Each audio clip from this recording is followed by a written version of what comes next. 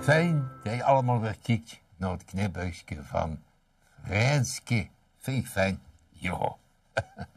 Ik geloof in mijn gedichtjes dat hij wel eens gemerkt beesten die het eendanger kallen. Dat vind ik lollig. En er komt dan wel eens wat koofechtigs, maar ook dik een woord als een koe uit. Luister het maar eens. Tieëfkes. Wij wel vrouwelijke hondjes. Tieëfkes. Twee tieëfkes liepen samen kallend over de straat. Maar ineens zat zich één vlot, bezorgd en kwaad. Het ander schrok en vroeg, wat is er aan de hand? Oh, zit ik gauw, zag het eerste, met kou gauw aan de kant.